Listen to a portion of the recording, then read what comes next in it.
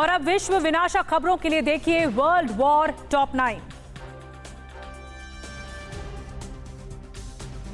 Belarus border पर Wagner लड़ाकों की तैनाती के बाद पोलैंड एक्शन में आ गया है। पोलैंड बेलारूस बॉर्डर पर हजारों सैनिकों की तैनाती कर रहा है। इस बीच वॉर्सो की सड़कों पर सैकड़ों बख्तरबंद वाहन और टैंक देखे गए।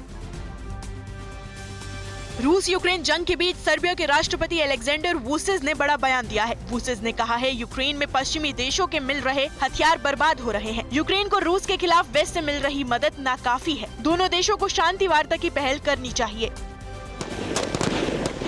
यूक्रेनी सैनिकों को नाटो की तरफ से दी जा रही ट्रेनिंग पर बहुत बड़ा खुलासा हुआ है। लंदन की एक न्यूज एजेंसी ने दावा किया है, अफगानिस्तान और सीरिया के तर्ज पर यूक्रेनी सैनिकों को ट्रेनिंग दी जा रही है।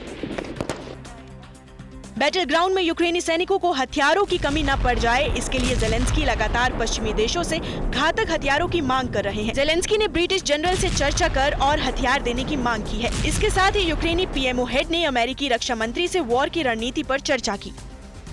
महायुद्ध के बीच जर्मनी ने यूक्रेनी सेना को सर्विलांस ड्रोन देने का ऐलान किया है। साल के अंत तक यूक्रेनी सेना को सर्विलांस ड्रोन लूना एनजी की खेप मिल जाएगी। Germany defence company Rheinmetall surveillance drone की सप्लाई करेगी। अमेरिकी दबाव के बावजूद इजिप्ट ने यूक्रेन को हथियार देने से मना कर दिया है। इजिप्ट के पास सोवियत काल के हथियारों का जखीरा है, जिसे अमेरिका ने यूक्रेन को देने के लिए कहा था, ताकि यूक्रेनी सैनिकों को रूसी हथियारों के बारे में जानकारी मिले।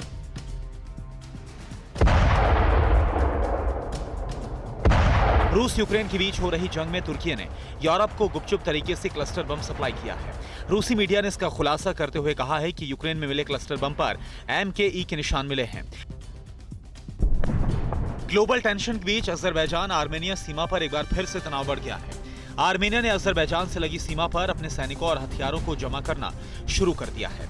अजरबैजान के रक्षा मंत्री ने कहा कि वो किसी भी उकसावे का जवाब देने के लिए तैयार है। अमेरिका के पेंसिल्वेनिया में पिट्सबर्ग के बाहरी इलाकों में जोरदार धमाका हुआ है। धमाका एक घर के अंदर हुआ। विस्फोट इतना खतरनाक था कि उसकी आवाज कई किलोमीटर दूर तक सुनाई दी। धमाके में घर के परखच्चे उड़ गए। इस हादसे में एक व्यक्ति की मौत हो गई और 3 घायल हैं। धमाका किस वजह से हुआ, अभी तक इसका पता नहीं चल पाया है।